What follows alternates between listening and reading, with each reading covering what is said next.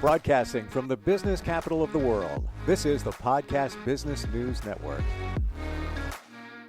Welcome back, everybody. She is our resident interior designer. She's our professional of the year, and we've gotten many great tips on how you can change up where you live, your workspace, your living space, all of that. We're gonna look at it a little bit differently today from the eyes of an investment or real estate in terms of designing or redesigning that space. And first of all, let's bring her in here. Mary Jo Major is back with us. How you doing today? Hi, I'm doing great. I'm excited to introduce my brother. Who would have thought? I know. Yeah. So introduce him. You take the honors here. Sure. This is my amazing brother. I'm a little bit older than him, but I wouldn't say that I'm wiser. I feel like we're two peas in a pod now. He is based in Houston, Texas, and his name is James Brown. James, welcome. How you doing today? I'm good. I'm good. Well, I guess I should say I feel good, and some people may get that joke or may not. I thought it. I didn't. Yeah, I didn't yeah. it. Surprised you didn't say anything. Yeah. And it's funny. I have my sister. I saw her 2 days ago, and I am going to say that I am older and wiser by 15 minutes because we're twins. So. Oh, no way. That's great. So lots to talk about here today in terms of personalizing your space and with the eyes of eventually selling. Sometimes you're in a space and that's going to be your forever home, but also, you might be thinking making those changes with an eye on eventually selling and what's going to be cost effective. So Mary Jo, where should we begin today? I mean, these are all great questions, Steve. I think that, for starters, I just wanted to say that when my brother and I were kind of thinking through kind of what would be the most helpful, I think that we kind of thought about stereotypes and how people think of designers and realtors as sometimes kind of butting heads. And, realtors want to keep everything beige and generic, and designers want to paint everything purple, and so how they might not go together. Sure. And what I actually think as we were talking is how we have a lot more in common than we have that are different. And most of that is because we both come from the same place of wanting to care about how a person interacts with their space. And so something that, we were kind of going off of in the beginning or thinking through is how, there are a handful of topics that I think we think differently on, but the same. And one of those is lighting.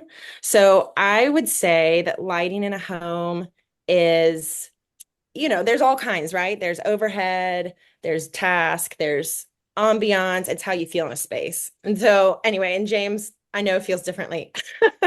Oh, okay. I'm intrigued. And it's funny. I just had this conversation with some colleagues the other day, how it has changed so much, even in the last 7 years, what is available. Back then, there was Philips Hue, and it was very expensive if you wanted to change up lighting, have control apps and all that. Now there's so many Govee, cost effective and all of that.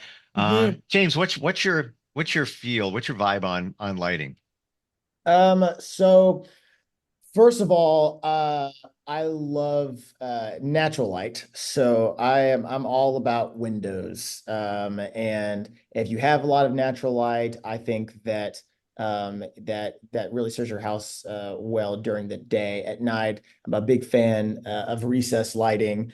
So it's funny because we grew up with a lot of lamps. We grew up with a lot of different mood lighting in that sense. And now people are moving away to just having it be easy. And so I feel like for me, it's very generic. It's like, well, let's just provide, if you could get a lot of light in from the exterior during the day, and then at night you have it and it's all equal. And so, I wouldn't even say I'm a big fan of dimmers. I know, and I'm weird. That's like, some people are, but because I'm not necessarily a mood kind of lighting person. So but I do think that from a perspective of what people look for, I think that you can have both in a space. So when you're from the real estate side of things, let's say you're going to list a house. And you want to get the most for it. Let's say, it's a pricier house. but it didn't get a lot of TLC. Have you been in those situations where you have to work with the homeowner and say, you might want to change up this, you might, Oh yeah. change the walls here and all of that? Oh, absolutely. And so I mean, I walk into spaces all the time that have no TLC, or the seller thinks that they have TLC, and then you have to figure out a nice way to tell them that that we should make some improvements. And so, but no, absolutely, I think that we have a lot of people that will ask me, "What's your opinion?" And I say, "Okay, I'm going to be brutally honest, and I'm going to give you a list, and I'm going to tell you." This is why I think. And so for me, like I walk in, I think one of the biggest things that I walk into is houses that need to be repainted on the inside. I think that, and again, neutral is great. I've walked into houses where there's color, and I would say it's the wrong kind of pop, right? When you have like a lime green wall, and it's like really lime green, I'm gonna suggest that maybe we repaint over that. Because you don't want people to walk in and all they think about is the lime green wall. And honestly, that house, as all the houses they start looking at, they will refer to that house as the lime green wall house. James, I walked into that, and You did. I bought that house. That was my last house, bought it in 2014, and it had been redone. I think I shared part of this with Mary Jo. It had been redone. There was a minor fire.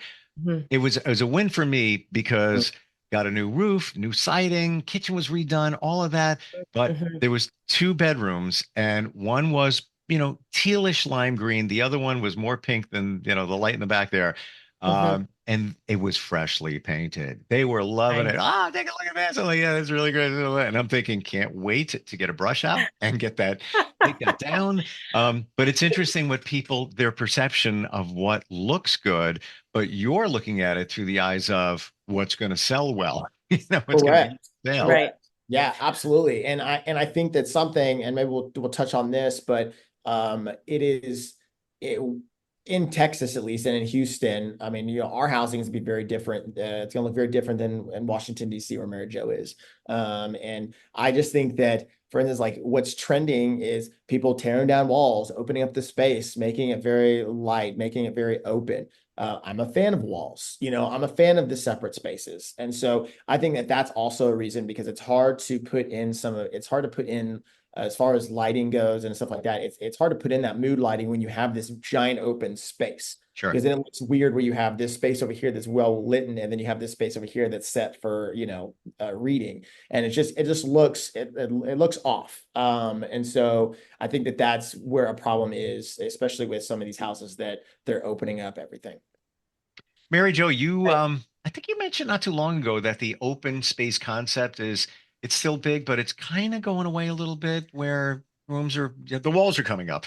Yes. Yeah. No, you're exactly right. It is going away from everything open to just what I would describe it as having some more transition spaces.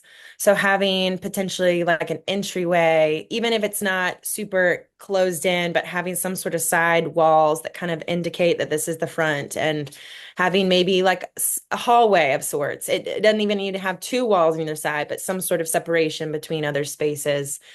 And it's funny when you guys are talking about color in my head, I'm like, I wonder what that room was for. The lime green and like the pink. There were bedrooms. They're bedrooms. Well, you know what's funny? I recently have come across this where a lot of people will pick paints that their children will pick out their own paint color. And so I found that a lot of times, sometimes those colors are based off of a children's Yeah, taste. yes, but that wasn't the case here. It was an Yes. older Oh, couple. okay. Okay. Well, I was about to say, this is actually a good topic, because this is something I don't know about if James runs into this if with his clients, but when you're older, the eyes perception of color changes. Like the cones physically change. Oh, And so you don't read pale colors very well. So in order to see any color, it has to be super saturated. And because I had a similar situation, I had a client in their mid 70s. It was one of the first times they were redoing their home, wow. but bless their hearts, they were picking things called, margarita for their lime margarita for their walls, because their eyes perceived it as like a pale green when really it was Mm. not that at So I think sometimes I just think they didn't get a professional's help. They're older, but their eyes really they physically see it as something different. So Interesting. Yeah, yeah, that's that could be the case because it was an older couple that I bought the house yeah, from. So maybe yeah. they need more oomph to experience it. And I'm getting, not to use me as an example, but this is so true. The the house that I sold recently, Mhm. it had an open kitchen. It was great. It was very entertaining, entertainment friendly, and all of that. But there was a room next to it that honestly, I don't know what the purpose of that room was. I put couches in there, big screen TV, all of that. It would have made more sense to have some kind of partition transition. The Mhm. challenges, the ceiling in the kitchen in that room were very high. So probably like 15 foot, something like that. Oh my So gosh. it would have been Yeah. hard to, section it off. So it essentially was one big area, but it Yeah. had identity crisis. And it was nobody ever spent time in that room. As a matter of fact, the dining room was right next to the kitchen. So that was all part of the open. So when Mhm. people were over, everybody just sat at the longer table. Nobody sat on the couches with the TV that was, I'm talking like 10 feet away, not even 10 feet away. So there's a place for that space to kind of section it off. Yes. Well, Hmm. yeah, James, so this kind of touches on a little bit too of how we think about things. So if I was designing the space, Steve, of like, how to reuse this room, I would find out about your hobbies. We'd find out about maybe, or something that we could really use that would, make it personalized. Maybe it's a music space. It's like all kinds of things. Maybe it's your podcast room, we foam it out, whatever. And so I think about it from a super personalization aspect and in terms of space planning, like what makes the most sense for you. And yeah, James, like what would you do in that space? I mean, I think that if you have a space, and to retract a little bit, it's one of those things where I think that as you're living in it, right? I think a lot of people won't do things to their house because they feel like they feel like maybe they won't get their money back, or maybe they're just going to waste their time. But it's like, if you're going to live in a space how it's going to be your space. So you need to design it the way you want it to be, and don't worry about the resale of that. Right. Hmm. I mean, so when I talked That's about a right, lime green James. wall, when I talked about a lime green wall, I'm talking about a lime green wall that's like, okay, well, and it's like an empty house, right? Let's say that someone's like, hey, trying to sell this house and it's a lime green wall. Okay. Well, it's like, if it's a lime green wall and it's an accent wall and then it has green, like a green couch, or it has, it's like, it has some sort of things around it. Okay. Well, then that makes a little bit more sense. But you have to have that furniture to go with it, and you have to have that design that Mary Jo does to be able to make that. So I say, like, I'm not opposed when I walk into houses and people have had an interior designer, like that's great, because that actually gives it personality, right? Hmm. And people do like personality. People, they have a hard time visualizing. So when people do walk into a house and you see the right staging and you see the right pop of color, everything else, it comes together and go, oh my gosh, look at this space, look how they well utilize the space. Because if the space is a hard space to fill, if it were just neutral and had nothing in it, people would be like, I don't know what to do with this space. And then that would maybe deter them from buying the house or thinking positively about it, because they're like, well, then we have this random space that we don't know what to do with. So I do think that it is important that if you're going to live in the house, make it what you want. Sorry. Mhm. Yeah. Yeah, I'm seeing a lot here. Very clear it's coming through. I have never seen a design by anyone, Mary Jo included, an interior designed by an interior designer Mhm. that I didn't think looked good. Right. It may not be my taste, but I look at it and say, yeah, it's all working together. It's all put together. Whereby if you're not using somebody who's a professional, you're just kind of throwing it together based on what you like. Good for you. And that's wonderful if that supports you. But others walk in, they're not seeing the same thing. And it Right. looks like a mishmash and a mess.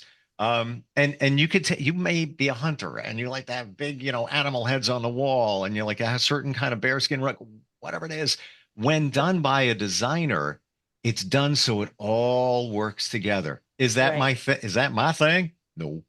But if Yeah. that's yours, it works. James, I see it in different ways for you because when you're working with somebody who's selling their house, you might make suggestions to help the sale. When you're looking at a house that somebody is considering buying, and Mhm. as you're listening to their cues, you may be making design suggestions that may help them see the vision, like as they're Mhm. Oh yeah. walking through, right? Oh, Mhm. It's a kind of a 100%. twofold. Interesting. It's 100%. I'm saying, how do I market this person? How do I market this house to for somebody's appeal? And then on the opposite side, on the buy side, it's how do I help them see and visualize what this house could be? Right. That's part of my job. I feel like For is sure. helping people see that. And I grew up with a very creative sister, and so I think that like I can see spaces and I can know that okay, this is what you could do here. And I love it. I mean, it's part of the job I actually really enjoy, especially a house that needs updating. Yeah. And so yeah, no, it's definitely on both spectrums that I'm having to figure out how to sell that space to both parties. Mary Mhm. Jo, do you connect with James on this sometimes? Does he like reach out to you and say, "What the heck are we doing? What can I do with this?" You know what? I don't know if we've done that yet. We could, I mean, I feel like whenever he's talked to me about certain things, he has, I have to give him credit. He has a lot of knowledge and a lot of, you know, experience doing this. So there are times where he might ask me a few things, but for the most part, he's solo. He's good on his own.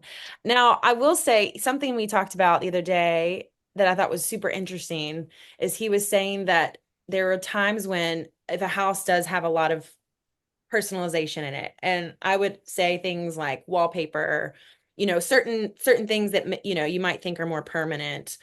A lot of times, instead of someone kind of coming in and wanting to scrap it, take it all down, redo it, he said it's pretty, I mean, yeah, James, you can probably speak more into this. It's more likely that they're going to come in and want to have the same look and want to have the same stuff in the house that kind of comes with it. So they will even reach out to the designer who did the space originally to kind of basically Hmm. redo what was left. Yeah. No, that's exactly right. I get buyers that say, "Hey, we don't necessarily want to buy this house because it doesn't have, XYZ for us, right? But we actually love how it was designed. Can you find out for us like who that designer Hmm. was of that house?" And then vice versa, we have like, I mean, we'll have, then we'll have buyers who go under contract who are like, "Hey, I know y'all are gonna take the furniture away, but we actually love how everything's done. Can you send us whoever you use to help do that?" And sometimes, and in Texas, depending on the house and the area, sometimes it's just maybe it's just a friend, and you're like, wow, that friend has great taste. But most of the time, it is a professional, and then you're able to refer that person to them. And so it is cool how it intertwines, and how Mhm. people do view the same thing. Mhm. I had like an epiphany for a moment there where James, you said Mary Jo's creativity, you know, when you guys were growing up, you probably Yeah. kind of rubbed off on each other in Yeah. terms of that. And I experienced that the other day with my sister. We were catching up. We didn't get to celebrate our birthday on our birthday. We got together with a bunch of friends and everything. Mhm. So I gave her a card and then she gave me a card. And I wanted to be a cartoonist growing up. So, I was into the art field. And everybody said, "Oh my God, your handwriting is exactly the same." And it never clicked. Like it looked like she writes like me and I write like her, very cartoonish and Right. very clean and draw pictures and things like that. And it didn't hit Wow. me, decades later until that. And just what you said, where even growing up, those those things you got, those gifts you got Mhm. kind of go between you as siblings, but you don't realize it at the time.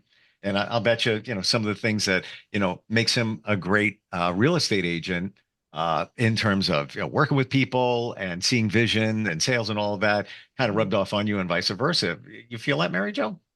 I do. I do. Well, and I keep getting these flashbacks to when there was a short period of time that we shared a room together when we were younger. And I, of course, had all my things very carefully laid out in a certain place.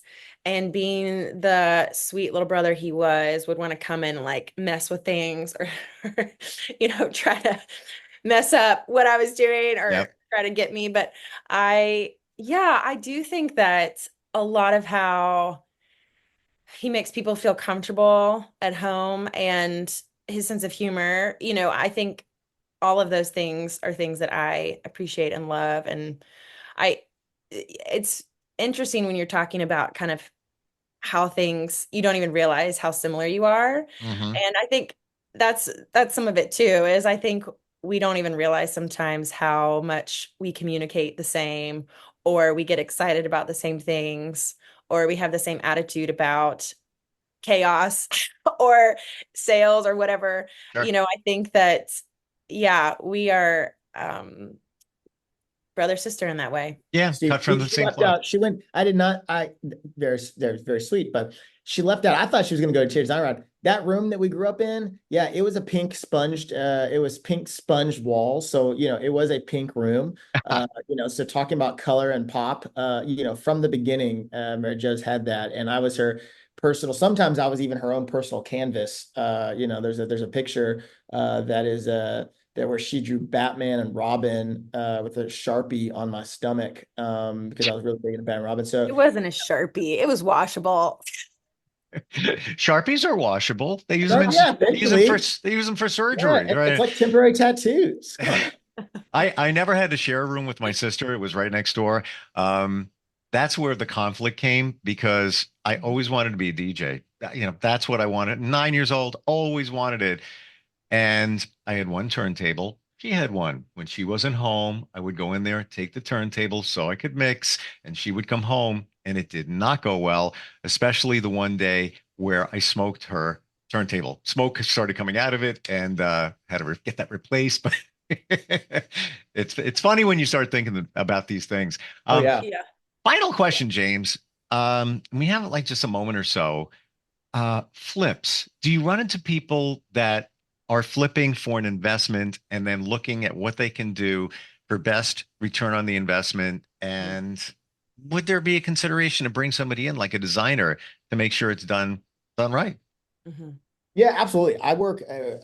It's really funny because I love flippers, especially when I have off-market properties or I have distressed properties or I know of a house that I'm like, hey, is this in a great neighborhood? I mean, I'm constantly reaching out. I have a short list of about 6 flippers. So when I find a house, I'll send it to them and say, hey, is this something you'd be interested in? And a lot of times I get to go and I get to help them purchase because I mean, they have when it comes to redesigning a house in that sense, I was just like, there's 2 different types of flippers. There's the flippers who are going to gut it and do it right, and then there's those who are just going to go put some lipstick on the pig, and then they cut corners, and then you find that there's a lot of issues with that. So I prefer to work with the flippers who are actually going to do a decent job because it makes selling the house a little bit easier for me. But yeah, no, I find that 100%. I think that it depends because a lot of interior designers like my sister and interior decorators,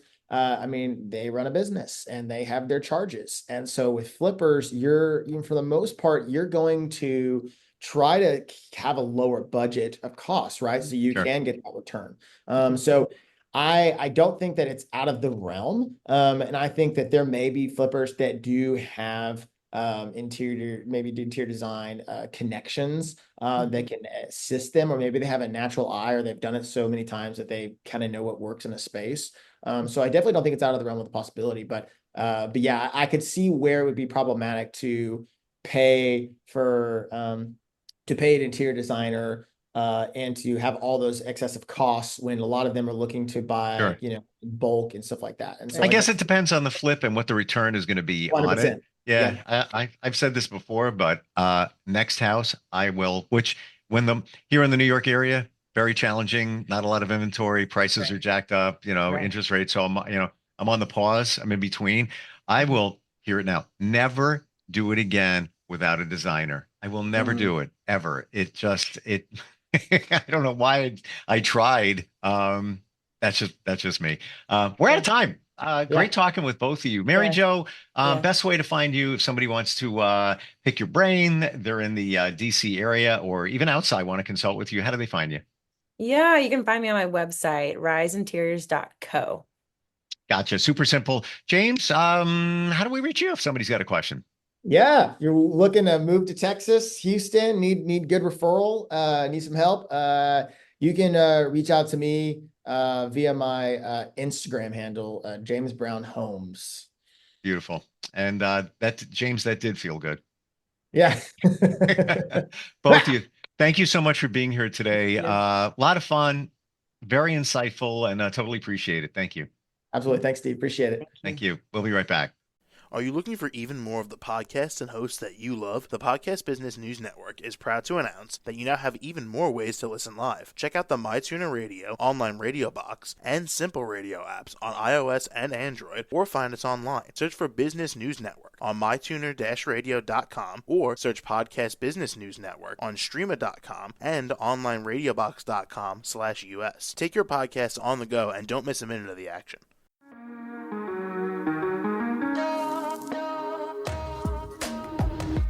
Broadcasting from the business capital of the world, this is the Podcast Business News Network. For nearly 2,000 severely injured veterans, everyday life has become filled with barriers. Day-to-day simple tasks can become pretty daunting. I have to carry my chair up 2 flights of steps or have somebody do it for me. What scares me the most is just the falling. When I'm struggling with my house, I think, to have that one great barrier just knocked down, it's crucial. Home for Our Troops is a wonderful nonprofit that builds a mortgage-free, fully adaptive, handicap-accessible house. And there's no catch. It'll be our very first home that we've ever owned. This is a game changer. This is where your life begins again. We need you to join us in completing this important mission. Please visit hfotusa.org and help build homes and rebuild lives. Because of you, everything's going to be okay.